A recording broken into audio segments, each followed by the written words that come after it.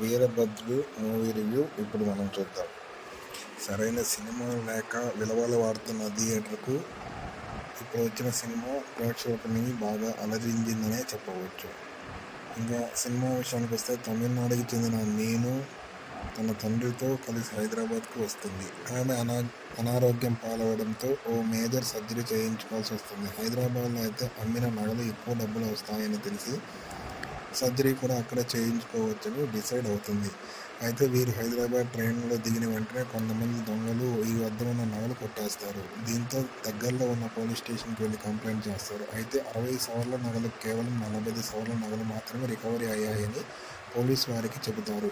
Recovery అయిన నగలు కూడా కోర్టులో స్వాధీనపరచుకోవాలని కండిషన్ పెడతారు. అందుకోసం బేబీ కృష్ణ అనే లాయర్ని వివరాలు ఇచ్చి అతని వద్దకు పంపుతారు. అయితే బేబీ కృష్ణ పెద్ద లంచగొండి లాయర్ అనే విషయం వారికి తెలియదు.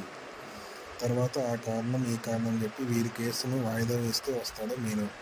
తన తండ్రికి ఇబ్బంది పెడుతూ ఉంటాడు బేబీ కృష్ణ. అయితే సహనం కోల్పోయిన మీను తండ్రి కోర్టు ఆవరణలో ఉన్న వీరభద్రుడి విగ్రహం వద్దకు వెళ్ళి తనకు న్యాయం చేయాలని పూజిస్తాడు. ఈ క్రమంలో వీరభద్రుడు సూర్య బేబీ కృష్ణను వధించేందుకు అతనికి ప్రత్యక్షమవుతాడు. అయితే అదే టైంలో బేబీ కృష్ణ వీరభద్రుడి ముందు తన క్రిమినల్ లాయర్ బుద్ధిని ప్రదర్శిస్తాడు. న్యాయం తీర్చాల్సిన దేవుడు నీతి తప్పి నన్ను చంపడం కరెక్ట్ కాదని, అంత దయ ఉంటే ఒక మనిషిగా వచ్చి మీనుకి ఆమె తండ్రికి న్యాయం చేయమని, అప్పుడు ఎట్లాంటి శిక్షకైనా తాను సిద్ధమని సవాలు విసురుతాడు బేబీ కృష్ణ. అందుకు వీరభద్రుడు సూర్య అనే లాయర్ మాదిరిగా కోర్టుకు వచ్చి మీను కేసు టేకప్ చేస్తాడు. మరి తాను చెప్పినట్టుగా మీనుకు న్యాయం చేయగలిగాడా? ఎందుకు? మరో లాయర్ ప్రీతి చేసిన సహాయం ఏంటి?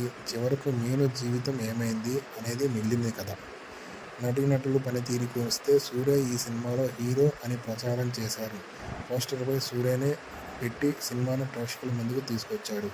సినిమా చూసిన తర్వాత ప్రతి ప్రేక్షకుడు దీనిని చీటింగ్ లాగే ఫీల్ అవుతాడు అని చెప్పడంలో ఎటువంటి సందేహం లేదు. ఎందుకంటే ఈ సినిమాలో సూర్య పాత్ర అతిథి పాత్రలాగా ఉంటుంది తప్ప ఫుల్ లెంత్ హీరో పాత్ర కానే కాదు. త్రిష కూడా హీరోయిన్ అనడానికి లేదు.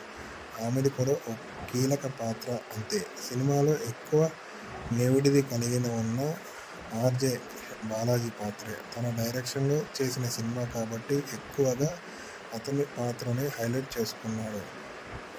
సినిమా మొత్తం అతనే ఉంటాడు ఎక్కువసేపు. అసలు కథ మొదలైందే ఇంద్రన్స్ ఫస్ట్ హాఫ్ తర్వాత వాళ్ళ పాత్ర తాలూకు జ్ఞాపకాలు కూడా లేకుండా చేసేసాడు దర్శకుడు. మహారాజా తర్వాత నటరాజన్ సుబ్రహ్మణ్యంకి ఈ సినిమా ద్వారా మరో మంచి పాత్ర దక్కింది.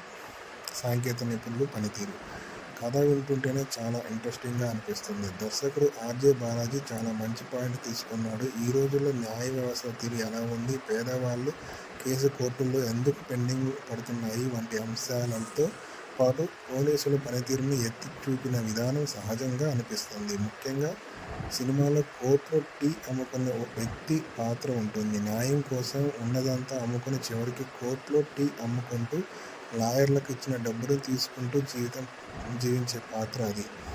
దాంతో గట్టి సటైర్ విసిరాడు దర్శకుడు. ఫస్ట్ హాఫ్ టచ్ చేసిన సోషల్ ఎలిమెంట్స్ అందరికీ కదిలిస్తాయి. ఇంటర్వెల్లో వచ్చే ఫైట్ కూడా చాలా బాగుంటుంది. సెకండ్ హాఫ్ మాత్రం ట్రాక్ తప్పింది.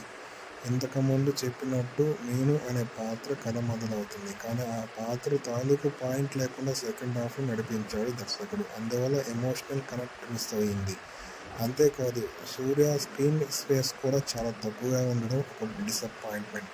కానీ క్లైమాక్స్లో వచ్చే వీరభద్రు తాండవం బాగానే ఉంటుంది. టెక్నిక్గా కూడా ఈ సినిమా లోపాలు చాలా ఉన్నాయి. మ్యూజిక్ బాగుంది, విఎఫ్ఎక్స్ వర్క్ చాలా పూర్గా ఉంది.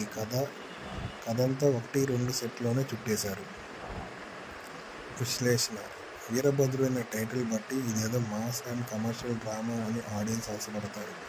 ప్రీ రిలీజ్ ఈవెంట్లో దర్శకుడు బాలాజీ సింగం లాంటి సినిమా ఇస్తున్న సూర్య ఫ్యాన్స్కి హామీ ఇచ్చాడు. కానీ ఇది అతనికి గత చిత్ర అమ్మోరు తల్లికి చాలా దగ్గరగా ఉంటుంది. సూర్య ఫ్యాన్స్ను డిసప్పాయింట్ చేసే అంశం అదే. అయితే కామన్ ఆడియన్స్కి మాత్రం ఈ సినిమా ఓకే అని ఫీలింగ్ ఇస్తుంది. ఇంకా ఫైనల్ విషయానికి వస్తే, పూర్తి స్థాయిలో న్యాయం చేయలేకపోయాడు వీరభద్రుడు. మేమిచ్చే రేటింగ్ 2/5.